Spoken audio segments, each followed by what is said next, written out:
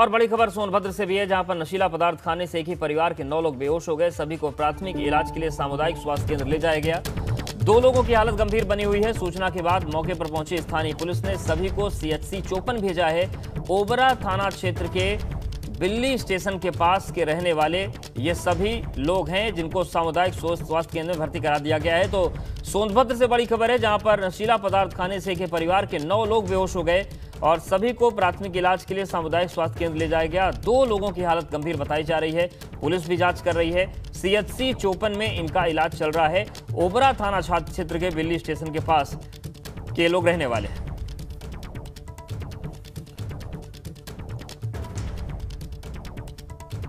तो सोनभद्र में नशीला पदार्थ खाने से एक ही परिवार के 9 लोग बेहोश हो गए। हालांकि वो पदार्थ क्या था, किसने खिलाया, क्यों इन्होंने खाया, वो अभी जांच का विषय है। पुलिस जांच कर रही है, लेकिन इनको CHC चोपन में भर्ती कराया गया है। 2 लोगों की हालत गंभीर बताई जा रही है। नशीला पदार्थ खाने से 9 लोग बेहोश हो गए थे। सभी का इलाज चल रहा है, लेकिन जो ये 9 लोग हैं, इनमें से 2 की हालत अभी गंभीर बनी हुई है। और ABP गंगा संवाददाता संतोष हमारे साथ जुड़ गए। संतोष, क्या ये जानकारी मिल रही है कि इन्होंने ऐसा क्या खा लिया था जिसकी वजह से तबीयत बिगड़ी? जी, मैं आपको बता दूं कि सबसे पहले पुलिस ने इस बात की पुष्टि भी कर दी है और डॉक्टर ने इस बात की पुष्टि कर दी है कि उनको नशीला और जहरीला पदार्थ खिलाया गया था, कि जिससे इनके बेहोशी की हालत हुई है। और डॉक्टर का ये कहना है कि इनको नशीला खिलाया गया था। वहीं पुलिस भी ये मान रही है कि पहली बार इस तरह की घटना हुई है कि जो इस तरह का पहली बार अटैक हुआ है, लेकिन ये रेलवे में ही ज्यादातर होता है। इस तरह से आवास में किसी के घर में जाके और उनसे संबंध बना के परिचय करके और ये जहर खुरानी का शिकार के बनाया गया। ये जहर खुरानी उस समय बनाया गया, इनको खाना खिलाने और बनाने के दबाव बनाने लगे परिचय करके। उसी खाने में मिला के सभी परिवार लोगों को बेहोश कर दिया और घर से कुछ सामान भी गायब है। शुक्रिया आपका जानकारी के लिए। और बड़ी खबर आगरा से भी है, जहां पर CTET का पेपर लीक करने वाला पकड़ा गया है। विकास यादव को STF ने गिरफ्तार कर लिया है। प्रयागराज के एक अन्य युवक का भी नाम इसमें सामने आया है। 4 लोग पहले ही गिरफ्तार किए जा चुके हैं। तो बड़ी खबर आगरा से है, जहां पर CTET का पेपर लीक करने वाला पकड़ा गया है। विकास यादव को STF ने गिरफ्तार कर लिया। प्रयागराज के एक अन्य युवक का भी नाम इसमें सामने आया है और 4 लोग पहले ही इस मामले में गिरफ्तार किए जा चुके हैं। तो आपको बता दें कि रविवार को CTET की परीक्षा थी और पेपर इसका लीक हुआ था। 4 लोग गिरफ्तार हुए थे। आज विकास यादव को भी गिरफ्तार किया गया है, जिसने पेपर लीक किया था। यूपी सरकार के लफ्जियात कानून पर सुनवाई से सुप्रीम कोर्ट ने मना कर दिया है। सुप्रीम कोर्ट ने याचिकाकर्ता से हाईकोर्ट जाने को कहा है। हाईकोर्ट का फैसला देखने के बाद सुनवाई होगी, सुप्रीम कोर्ट ने टिप्पणी की है। तो लफ्जियात कानून पर सुप्रीम कोर्ट ने याचिकाकर्ता से हाईकोर्ट जाने को कहा है और हाईकोर्ट का फैसला देखने के बाद सुनवाई होगी, ये सुप्रीम कोर्ट ने टिप्पणी की है।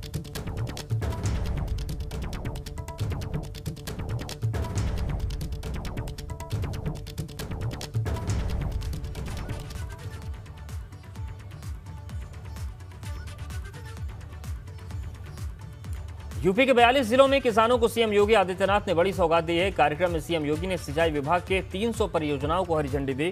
पैदावार बढ़ाने और खेती में आसानी के लिए सिंचाई विभाग के 2000 करोड़ की परियोजना का CM ने लोकार्पण और शिलान्यास किया। इस दौरान मुख्यमंत्री ने किसानों से संवाद भी किया है।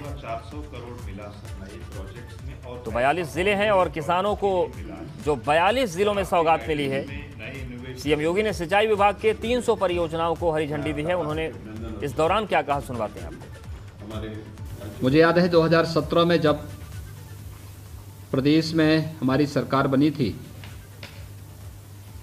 तो 40 जनपद ऐसे थे जो बाढ़ के लिए अति संवेदनशील और संवेदनशील माने जाते थे,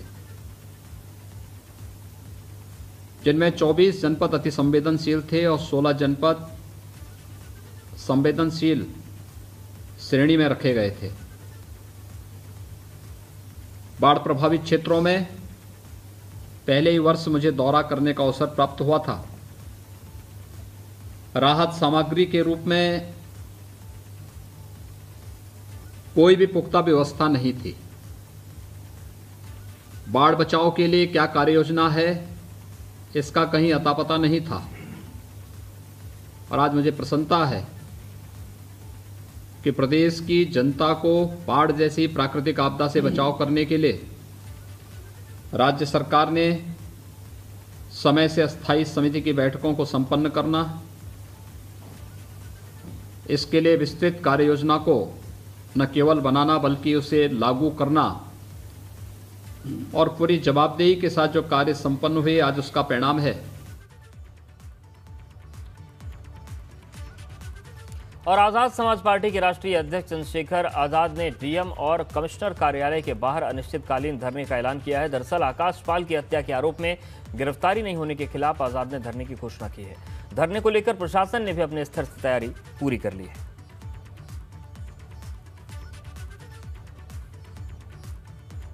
तो आकाश पाल हत्या के मामले में आरोपी की गिरफ्तारी के लिए धरना होगा। आजाद समाज पार्टी के राष्ट्रीय अध्यक्ष चंद्रशेखर आजाद ने ये ऐलान किया था कि प्रतापपुर थाना क्षेत्र के रिठानी गांव में आकाश पाल की हत्या की गई थी और उनके आरोपियों को अगर पुलिस 2 फरवरी तक गिरफ्तार नहीं करती है तो 3 फरवरी को वो कमिश्नर और जिला अधिकारी के दफ्तर के बाहर अनिश्चितकालीन धरना देंगे।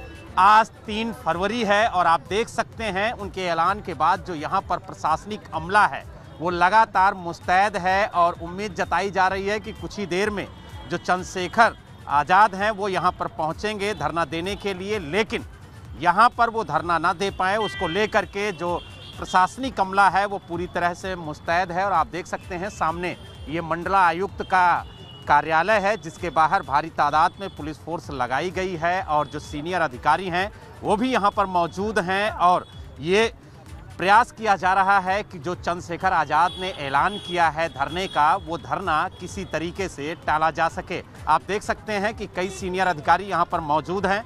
हम उनसे जानने की कोशिश करेंगे कि आखिरकार किस तरीके की प्रशासन की तैयारी है और जो चंद्रशेखर आज़ाद ने ऐलान किया है यहाँ पर अनिश्चितकालीन धरने के लिए उसको लेकर के किस तरीके की तैयारी की गई है। सर, अगर हम बात करें चंद्रशेखर आज़ाद की, उन्होंने ऐलान किया है कि जिला अधिकारी और कमिश्नर दफ्तर के बाहर वो अनिश्चितकालीन धरना देंगे, उसको लेकर के किस तरीके की तैयारी की गई है? क्या उन्हें धरना देने की अनुमति दी गई है या नहीं? कोई अनुमति नहीं दी गई है और यहाँ से पर्याप्त फोर्स लगाई गई है और लोकतांत्रिक देश है, संविधान के अकॉर्डिंग कार्य करने की आज़ादी सबको है, लेकिन अनावश्यक रूप से जब परमिशन नहीं मिला तो धरना देने की आज़ादी नहीं है किसी को। तो ये क्षेत्राधिकारी हैं देवेंद्र सिंह जी, जिनका साफ तौर से कहना है कि धरना देने का परमिशन नहीं दिया है प्रशासन ने, लिहाजा वो धरना नहीं दे सकते हैं। इसी वजह से यहाँ पर पुलिस और पीएसी के जवानों को तैनात किया गया है ताकि अगर वो धरना देने आते हैं तो उन्हें रोका जा सके। लेकिन कुल मिला के ये कहा जा सकता है कि चंद्रशेखर आज़ाद ने धरना देने का ऐलान किया है और प्रशासन भी पूरी तरह से मुस्तैद दिख रहा है। मेरठ से वीडियो जर्नलिस्ट दीपक शर्मा के साथ बलराम पांडे, एबीपी गंगा। आजाद समाज पार्टी। और पीलीभीत में अमृत योजना के तहत खोदी गई सड़कें शहरवासियों के लिए मुसीबत बन गई हैं। 3 साल पहले स्वीकृत हुई 35 करोड़ की पेयजल योजना का काम जल निगम की लापरवाही से परेशानी बन गया है। जल निगम के ठेकेदारों ने पेयजल लाइन बिछाने के लिए शहर के अधिकांश मोहल्लों की सड़कें खोद दी, पर उन्हें दुरुस्त नहीं कराया गया। इससे लोगों को परेशानी उठानी पड़ रही है। वासियों को जो ये अमृत योजना के तहत इन्होंने खुदाई करी है, जगह जगह गड्ढे, जगह जगह धूल उड़ रही है, जाम लग रहा है, पब्लिक परेशान है। लोग छूट जाए अगर अंधेरा हो तो उसी गड्ढे में गिरने की संभावना है, क्योंकि मिट्टी से पाट दिए हैं। भारी वाहन अगर जाता है उसमें धस जाएगा, बैठ जाएगा। लिहाजा ये योजना जो है अमृत योजना, ये तो अच्छी है, लेकिन इसके जो निर्माण कार्य है वो धीरे चल रहा है। क्या मांग है आपकी? हमारी मांग ये है कि जो खुदाई पड़ी हुई है, जो खुदी हुई सड़कें पड़ी हुई हैं, उनको अविलंब पाटा जाए और उनको बाकायदा पक्का किया जाए। और बड़ी खबर कानपुर से है, जहां पर 9वीं की छात्रा से दुष्कर्म का आरोपी गिरफ्तार किया गया है। 5 दिन तक बंधक बनाकर छात्रा के साथ दुष्कर्म का मामला सामने आया। घर छोड़ने के बहाने किशोरी को अगवा किया था और इलाके के एक युवक ने इस घटना को अंजाम दिया। पॉक्सो एक्ट के तहत कार्रवाई होगी और बिधनू थाना क्षेत्र के न्यू आजाद नगर की यह घटना है।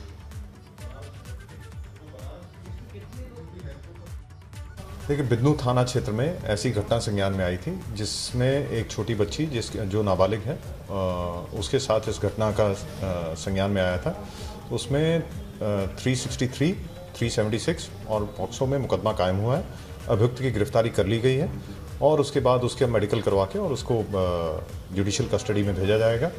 और अभी तक की जो संज्ञान में आया है, जिसकी इन्वॉल्वमेंट सामने आई थी, उसको गिरफ्तार कर लिया गया। लेकिन इस इन्वेस्टिगेशन में अगर कोई और भी उसका साथी या कोई उसका दोस्त संज्ञान में आता तो उसके खिलाफ भी बहुत सख्ती से कार्रवाई की जाएगी। और किसान नेता राकेश टिकैत हरियाणा के जींद पहुंचे हैं। महापंचायत में शामिल होने के लिए टिकैत जींद पहुंचे। सर्वजातीय कंडेला खाप ने यह महापंचायत बुलाई है। कई जिलों से जींद पहुंचे हैं किसान। तो राकेश टिकैत हरियाणा के जींद पहुंचे हैं और महापंचायत यहां पर बुलाई गई है। उसी महापंचायत में शामिल होने के लिए पहुंचे हैं। सर्वजातीय कंडेला खाप ने ये महापंचायत बुलाई है। तो खापे बैठ रही हैं। तो सवाल ये है कि किसान आंदोलन बचा है या फिर ये जातियों का आंदोलन हो रहा है? क्या ये खापों के सम्मान का विषय बन गया है? क्योंकि अब किसान आंदोलन के मंच पर नेता भी सवार हो रहे हैं, जातीय पंचायतें भी बुलाई जा रही हैं और इन सब के बीच जींद में ये महापंचायत हुई है जहां पर राकेश टिकैत पहुंचे हैं।